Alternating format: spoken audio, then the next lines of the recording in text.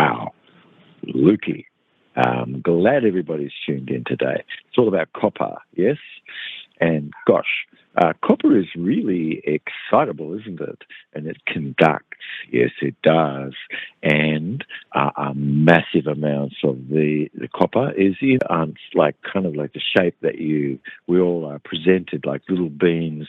Not really, not at all. They're more flat and laid out. And not sort of such a format quite like is shown. But copper is like what we're talking about right now, just the same as many other micronutrients, which is 92. And in the blood, where someone is, there should be these 92 trace elements relative. Okay. And there must be small micro amounts of this. It's so important, all right? And so when we're talking about minerals, everybody knows that you can't just go over to a rock and lick it, You're not going to get minerals that way. Or you could crush the rock. No, you're still not going to get the mineral that way because it's not orthophilic. So orthophilic means it must have passed through life. And now, could you imagine just something that was a rock and it got polished up really nice and the round edges of it all smooth? It so looks different, and it sure does, because it's got a little clef right around it of carbon, and it's enzymatically linked, and within it, it's enzymatically linked as well, you see?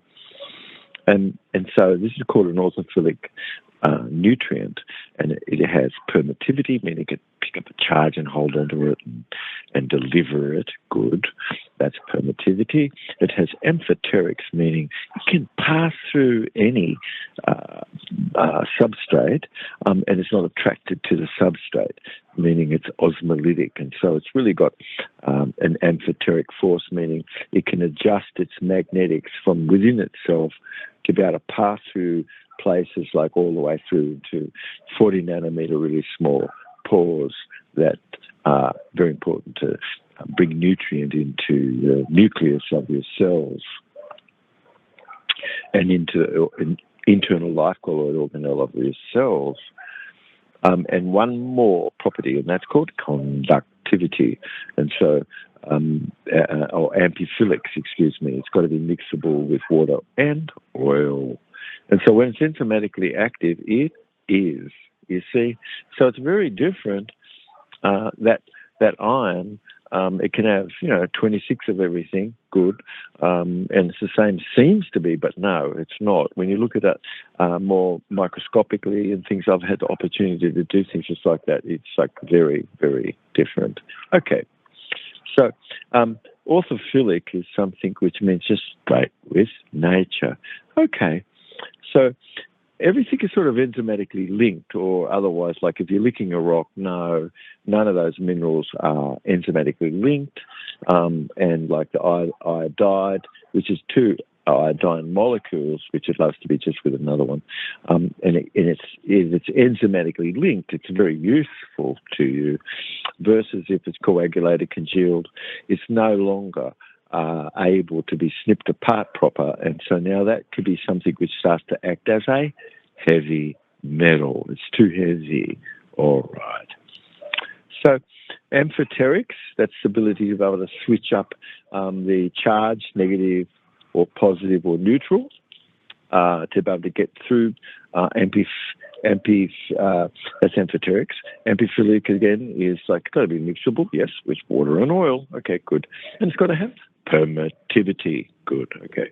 So that micronutrient really has got carbon complex, and so it's so different from something, I've just gone into the field and I've got earth and I got it and I'm shook it up, and I've got salts from the earth. It's like,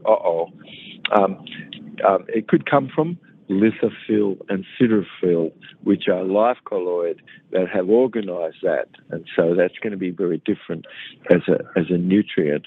So this is sort of upgrading what you do to be something which is organic. Okay. So mine copper, just the same, is very a heavy metal, and that's heavy metal like through electrolysis or something getting into water and what have you. There's a lot of other things that are like that are supplements and not a nutrient. Okay.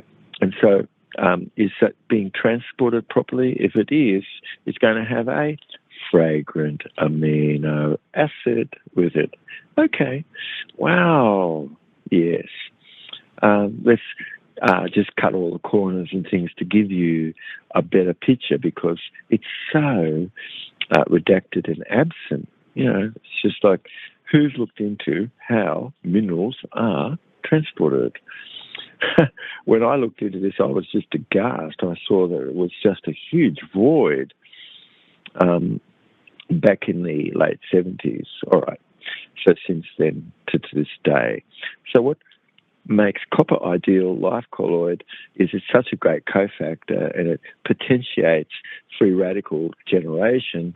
So it's really used by immune cells and things, and it's in an unbound state within the cell, and it's got the cell, of course, and life colloid have a recapitulative and involuted past, which we've come from, and the processes of the balancing of things all have come along because something global within you as our species really has had a need, and what copper content really is distributed more where unique subcellular compartments are. Okay.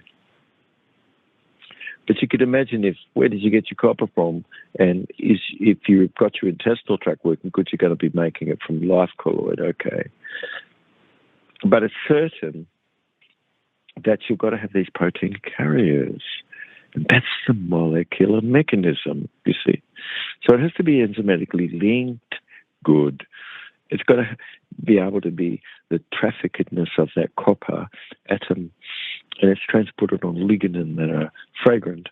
And life colloid organelle is because this is all living, and cellular copper trafficking sort of pathways, really where the modern world is today, and its moment is sort of relatively unknown, and very exciting that it's necessary, of course, where the system is to be able to tap energy from the vacuum, and the JC Quanta is coming out of the vacuum. And we've done some podcasts that relate to this topic. Okay.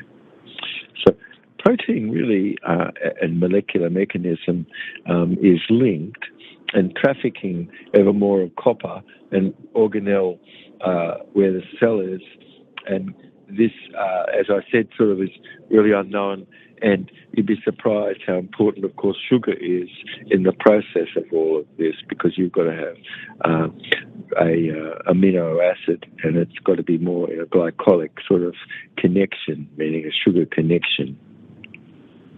So neurodegenerative disease really gets filled up because the life colloid within your intestine could be producing the things that's needed, or that you've started to bring some things in that really don't have just a microelement like what the product does that we have.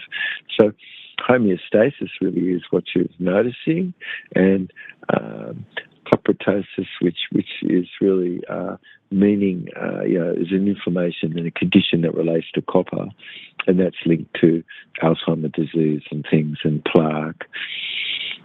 And copper really binding to this alpha beta protein and plaque ever having formed where the body was, where dead food was, and what's promoting proper good blood platelet flow versus no, it's aggregated and it's lacking oxygen because of it. And you can see that oxidative stress clearly when you're looking at the blood under the microscope. But of course, somebody could just look at you and they could have done all this work, and so they could totally tell what's going on more, you see. So copper has to be transported, we've just said, yes. And what we've just said in our podcast is that it has to be with a fragrant amino acid, good.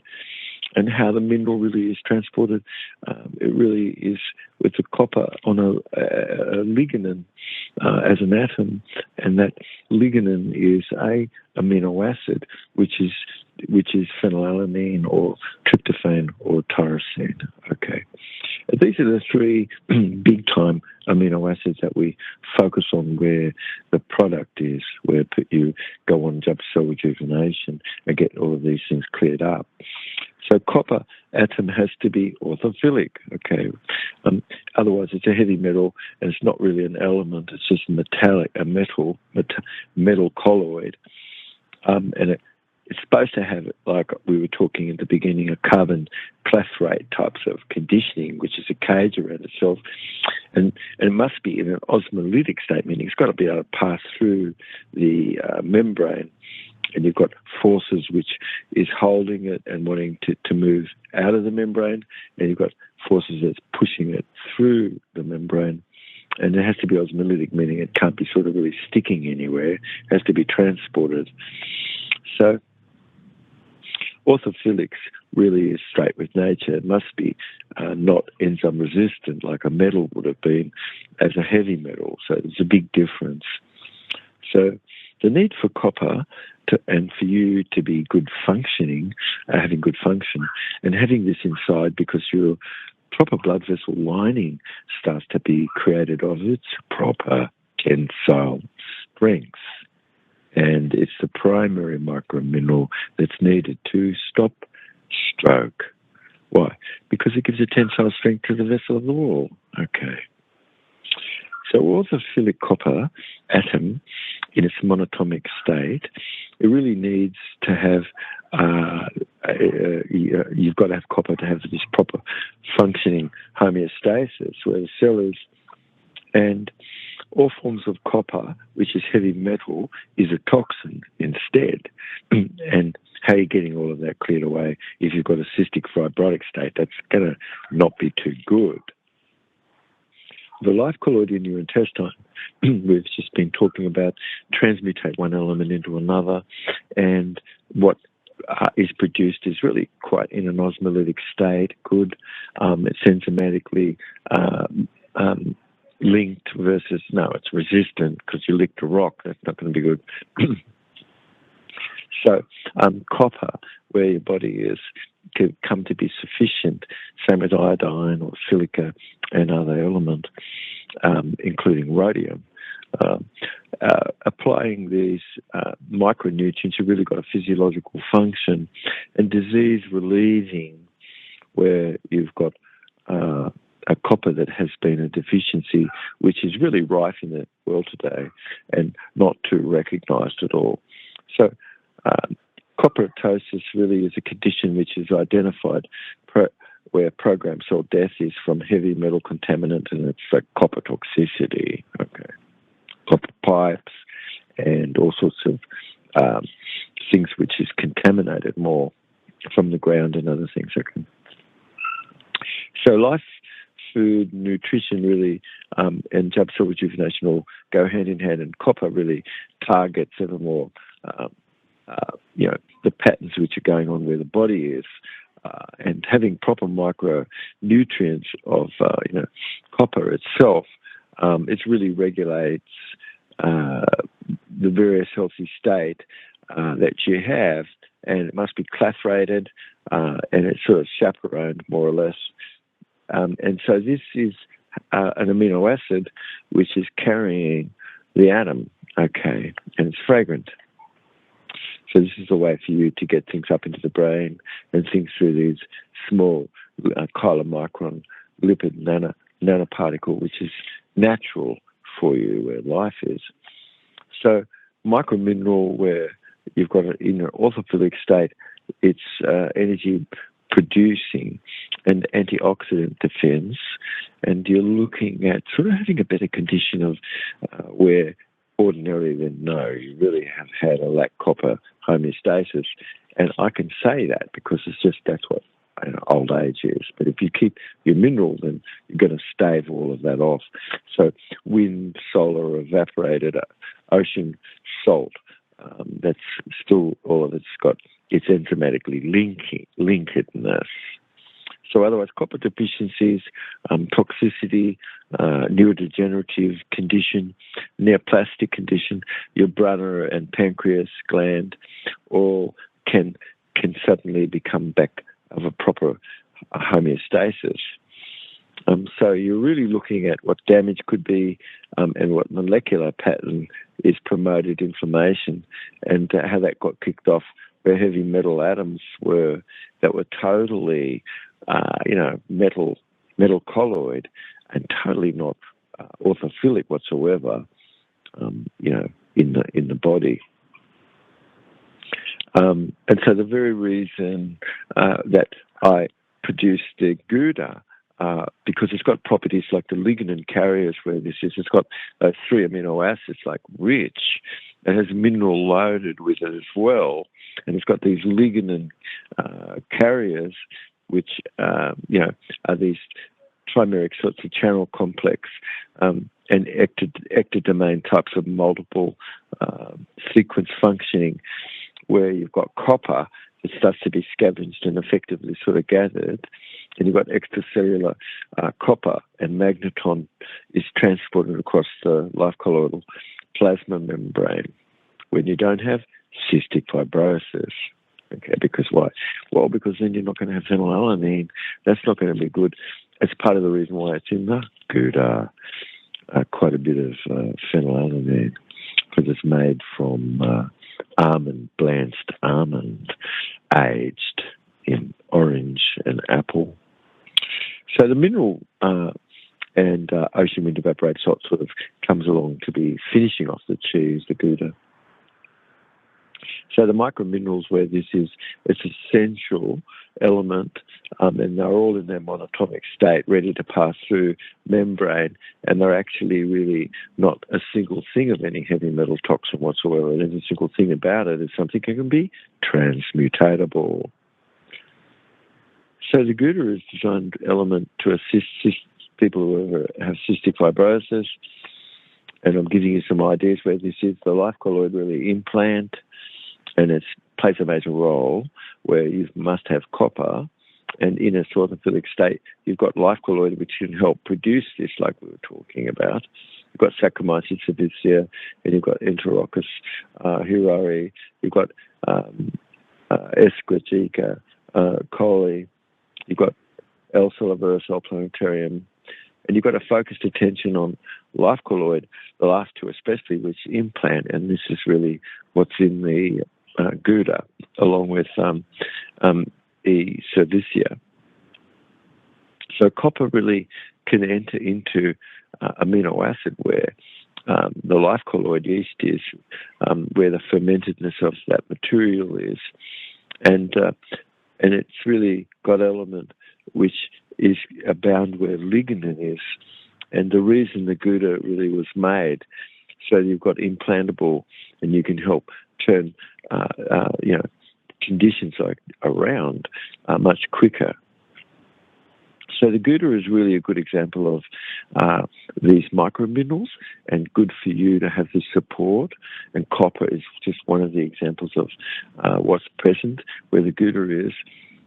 And so you've got potency and importance of these carriers that transport the copper, and you've got this to be able to get within organelle as well, because if you don't, then also on the inside, the cell has suffered, you see. And so copper, like we started to talk about at the beginning of the program, the podcast is really about the transporting of copper where the mitochondria is and things, and it's richly found there. So what's the liver's work that comes along where copper would have been a heavy metal? Wow. Yeah. It's so different. So what's the reason that hepatic uptake and processing, is, and shouldn't that be something that we all know a bit more about? Of course, the systematic lignin that's transporting the microelement like copper in this story, the liver has to have incorporated that copper, and some, up to 90% of it is all found where it's combined with the protein, cellular plasmin. And so it's a copper cellular plasmin. And so this is a transporter, and it allows you to get into the Golgi network where your organelle is, and and secreted again back into your bloodstream. So we're looking at the liver and how its relation is to copper. And in this instance, you've got central organ for copper homeostasis, and you're witnessing how rapid the liver takes most of that absorbed copper in. And primarily it does this through these transport carriers. And so it's so important that you've got micronutrient where the body is, and everything can be improved because of it. And most things relate to mineral loss. So if you're learning about hepatocytes and the liver and where cells are, you've got to be understanding how orthophilic copper is sort of so important, and cytoplasmic types of condition inside the cell where protein is, and metal thionine, which is a specific sort of copper chaperone. So we're not going to get into all of that, but I want to make sure that you've got the message that if you don't really have any fragrant amino acid where the diet is, I think that's going to be not too good for you, you see. So it's needed because you've got to have intestinal life colloid to assist to cause yourself to have copper and micromineral like rhodium, for instance. Without potassium rhodonase, lots of detoxification can't really occur at all. So rhodium, osmium, and ruthenium feature quite big in these 6th generation product that we've created. So protein carrying where the intestine is and providing this life colloid to you, which is able to transmutate and be more implantable like the Oxala virus in the Gouda. So it's transported, and we've got orthophilic copper and atoms, and significantly you've got a greater ability to be able to heal up because you've got this implantable proteolytic life colloid inside your intestine, and copper, chaperone, superoxide dismutase, and these sorts of complexes. Okay. So for me, I'm wondering just like what's important here. Of course, life colloid produce these amino acids like phenylalanine and tryptophan and tyrosine if the intestine is in good stead. But otherwise, delivering atoms like copper, for instance, and up to the brain. And what happens when you don't really have that? You see, this is really problematic. And who's really looking at what is going on? Do you know the difference between ferrous iron that really is in an orthophilic state versus ferrous iron, which isn't? It's like really in an enzyme resistant state. It's a heavy metal. So lignin that transports everything, like these COX-17s and things that people are interested to learn a little more about this, delivering atoms of copper to the mitochondria. You have a synthesis of cytochrome C oxidase, an enzyme which is really essential for energy production as well.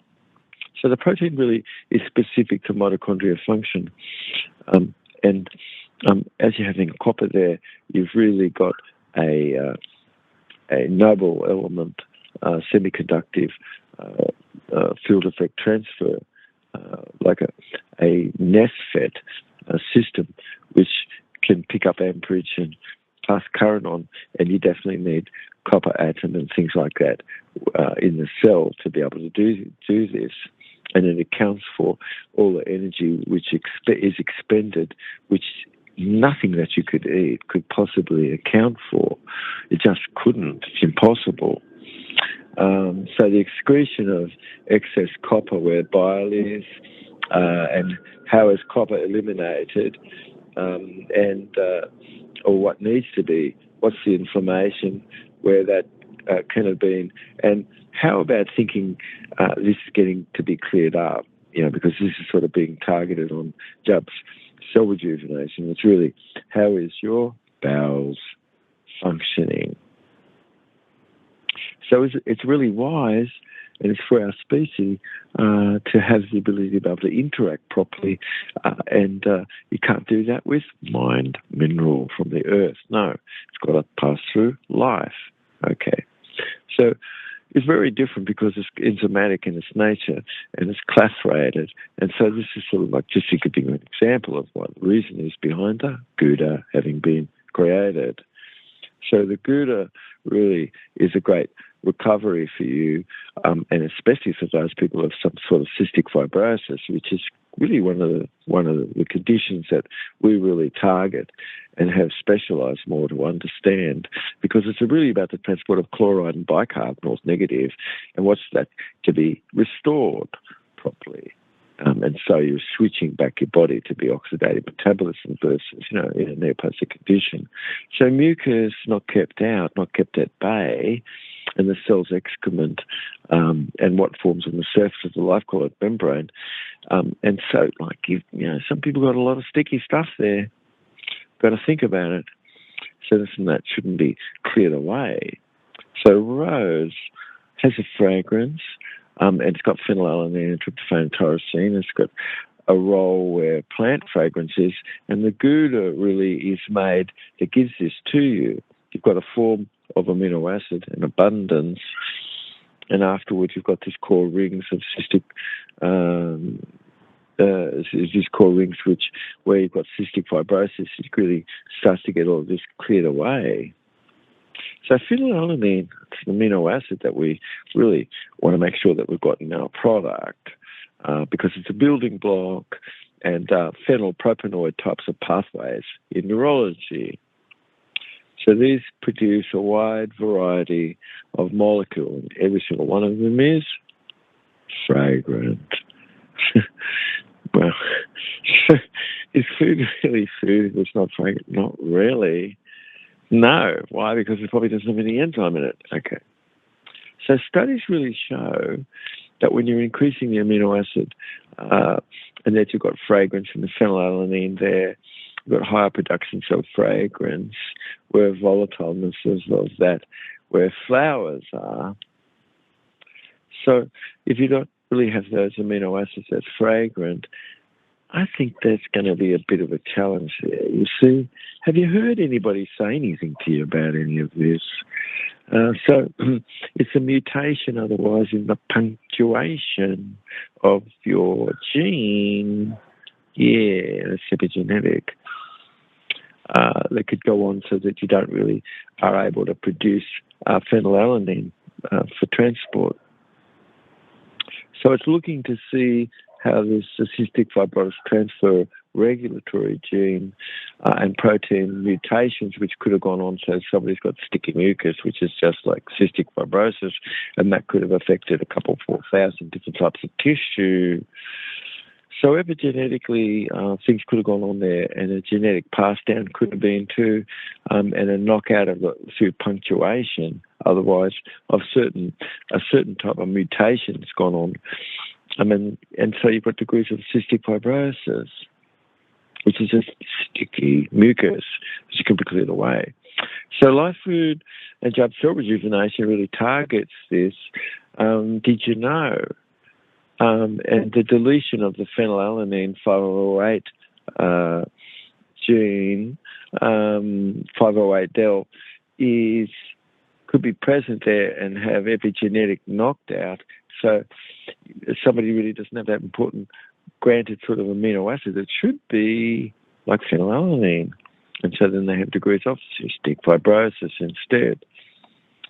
So there's 5 classes of cystic fibrosis transfer, sort of mutations, and some of it could be really sort of to do with, you've got to be able to produce protein, and that starts to be not working. Okay. The protein processing itself and gating and conduction. So what that could be just as insufficient and protein nutritional deficiency as a result, and gastrointestinal challenge, and coming down to cachexia at the end of somebody's life. And nobody's going to say that doesn't impact the pulmonary or endothelia and the meningitis, meningi and endothelia. So endothelial cells are just the cells that's lining the passageways. Okay. And they've got to have this fragrant amino acid where this is. And what about if that's in your diet versus, no, it hasn't been. So because this lignin transports mineral, you've got rhodium, osmium, ruthenium, you've got zinc and copper and other things, okay? So the protein foldedness where this phenylalanine 508-delgene is, and something has gone on that with this, so it's critical. It's not causing a proper protein to be present in the membrane to transport a chloride molecule and a bicarb, okay? So this is a metabolic syndrome. It's an ingestedness of a lack of proper amino acid, and certain synthetic fragrances that have been drunk by the blood wreaks havoc. And so life-color transmutation really otherwise can't go on because why? Well, because you've got a lot of these strange estrogen synthetics there, and the blood just drank that, So everybody could be assisted to produce amino acid, and amino acid is definite where you've got a metabolic connection. And it's the reason for Jabscuta being produced, and Flora Grow, and the life colloid and BCT formulas are all part of what this is in cell rejuvenation. So producing fragrant amino acid like phenylalanine and providing this more where product is, this is sort of going to be upgrading your insight into what should you be doing. That's going to be a theta cap to come into the blood to have an effect. So it's converted into the phenylalanine can be converted to tyrosine, of course, and precursors where the hormone dopamine is, and adrenaline, that's right. You need phenylalanine, you need tryptophan. So you need this to synthesize proper thyroid hormone. So otherwise, the information that's producing the fragrance and a polar molecule, versus phenylalanine or something which is maybe in a non-polar state. So fragrance really is kept a polar completeness, and the lignin carrier creates other sort of important substances from this arrangement. So phenylalanine is converted to tyrosine, and you've got precursor hormone, which above, like we're talking about, dopamine and adrenaline. And keep in mind, of course, you really require this to be able to synthesize thyroid hormone as well. And so it fits truly into you or anybody looking into healing up cystic fibrosis, which is a syndrome, not a disease. So it's something manageable. So the Gouda really is designed to have an array of free-formed amino acids like the phenylalanine, abundant tyrosine and tryptophan, and you've got this free-formed amino acid state that's supplying more, and you're organizing what's implantable so that it continues on its job to help you heal up. So phenylalanine, I always can smell every single you can smell phenylalanine. It's sort of it's like musky and fruit. Tyrosine as well sort of produces a slight sort of dried flower aroma. And little known is the amino acid alanine, which these can produce a slight fruity flowery, and aspartic acid and serine can produce some sort of pleasant sort of musky fruit aromas, arginine, and musky sort of sour types of fragrance, which are very pH sort of sensitive. Yeah. Okay. Well, as you can see, cystic fibrosis could be impacting, and you've got different classes of that, and protein function where things are missing, and an ability for you to be able to transport the chloride, which we're talking about in the story, and there's other north negatives, the bicarbonate. And when you don't have that, what's going on? Sticky mucus. Okay. So impacting calcium and sodium being transported, and so it's not. It's sort of on the outside of the cell, and it causes the fluids to be thick and sticky. Okay. So that's what's called mucus. Okay. So where this is to be excreted when it's not, it just becomes a thickened fluid and mucus. And what have you got where your brain is? Ooh, and what about your pancreas? Yeah. So you've got a state which truly should be transient evermore and ever present.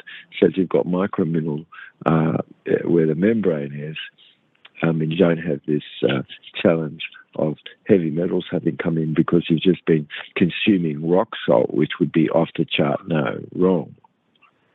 So minerals should really be micro level, and otherwise it's sort of being blocked by conditions that's not letting that get transported, like cystic fibrotic types of state. So where cystic fibrosis certainly could have blocked mineral absorption and certainly causes minerals not to be able to be transported properly. So please, you can't have any toxin if you have this state. So sticky mucus from the disease blocks the pancreas ducts and preventing digestive enzymes from really reaching your intestine and to be able to break food down properly. And so malabsorption affect and fat-soluble vitamins like the A, D, E, and K, and minerals really like calcium. And so organ insufficiency begins where micronutrients start to become lost from the thyroid tissue, and the very first element that becomes lost is silica, because silica can be transmutated into other elements, and it can become iodine, where the thyroid is. So everything really begins to look bad on us and not too obedient, where an insufficiency would have been there, and it'd be the primary cause of the pancreas having been blocked, where mucus would have been.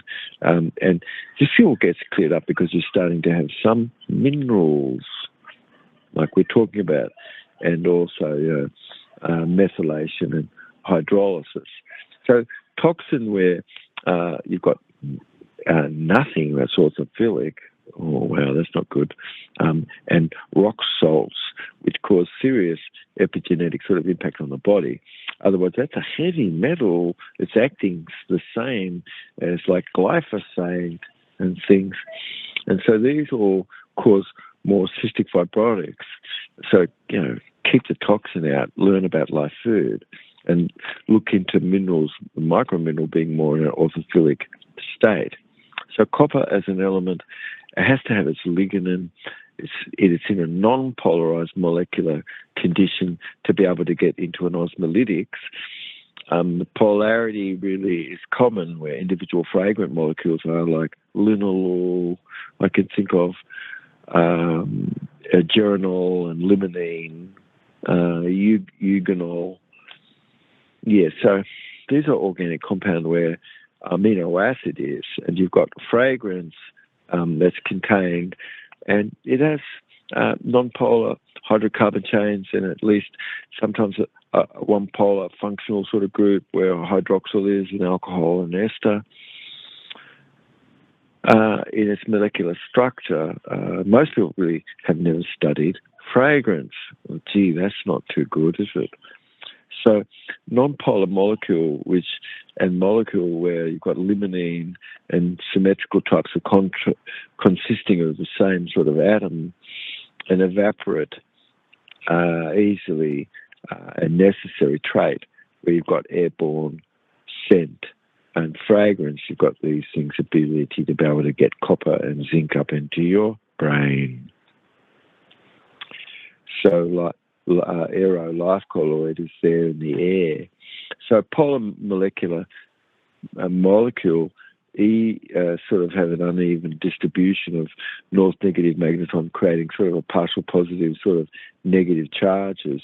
So vanilla is a good example, and great complex mixtures where fragrance is, and you've got a single type of a molecule where you've got fragrance, you've got these lignins, you've got a transport, and basically the non-polar magneton could get into a cell membrane, and so complex blends of many unique compounds could result in a mixture that really contain a polar and non-polar component like that.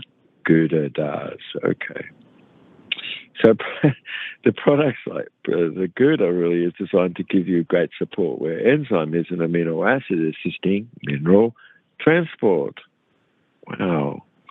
So the fibrocystic condition is really a thickening of the fluids where your endothelial cells are. That's the cells that line your passageways and the organs and things. So you've got something that really should be about your parts of hydrogen and helping where this is coming to be more balanced, you're getting better absorption. And the Gouda does this. Its parts of hydrogen is really diverted to be around a part of hydrogen around about 5.5.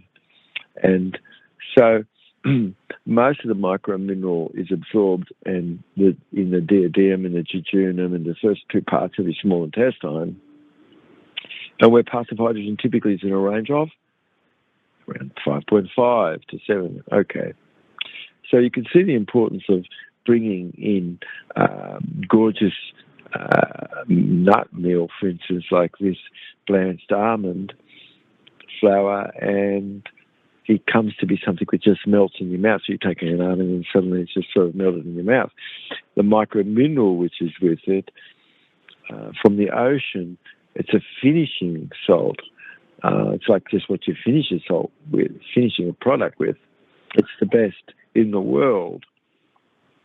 So you've got a Gouda cheese, and it's in its orthophilic state. The substrate really has totality where it's enzymatically linked and can cause what's enzymatically resistant to really be able to be replaced and booted out. So parts of hydrogen, which means pH, okay, and we're a frugivore by our nature, and we have a part of hydrogen in our upper stomach of 1, okay. And if we were just a carnivore, it would only be 4.6. Frugivores don't need to produce much hydrochloric acid, whereas a carnivore really does have to produce a lot more, but its pH is only around about 4.6 rather than 1. And so a sporulative life colloid gets into the intestine otherwise, and it sure could be leaky, and it doesn't have its proper seal. And so it's the reason for the Gouda. So where parts of hydrogen is around about 4.6 or lower, it really you've got very strong South-positive element that's in the Gouda, and this prevents Clostridium botulism and tissue from having broken down into these non-ecological life colloid. So the Gouda and things that you could do really have good blood-borne inhibitor, a natural pacifin, which causes the terrain to be kept good. And so it just stops the red blood corpuscles from breaking down by aggregating, fusing, and differentiating into non-ecological life colloid. So the blood-borne inhibitor, when you're looking at good blood, you can see it's all flowing and apart, and otherwise you've got a fermentation going on, and aerobic glycolysis and alkaline, more blood, because you're over-breathing and these sorts of things, and this really causes botulistic types of condition and tissue to break down into botulism. So the parts of hydrogen around about 4.6 really is what clears away anything that's sporulative that shouldn't be there. A hostile environment can't germinate where anything is like that and or multiply, you see. So it's really what that you are eating and consuming that first, of course, it doesn't account for all the energy expenditure, whereas the JC Quanta does. And how important is this micro mineral like we're talking about? It's supposed to be. The mitochondria is full of it. And ATP just doesn't just come from nothing itself. And how does something function where a vacuum is in the JC Quanta, like a noble element, semiconductive field effect transfer, a NESFET system, which maybe you might like to look into this and see how energy is created by the fifth dimensional structure. And so a need is filled, and the reason is that copper is so important and abundant, yes, in mitochondria and abundant in the Gouda. Okay. I think this is a great show where we are, Lukey. I hope everybody's really having a wonderful day as you've been listening to this, and really glad to catch up to you in a future show that we've got coming up. I'm sure we've got something coming up. I'm not sure what that is, but anyway, love you guys.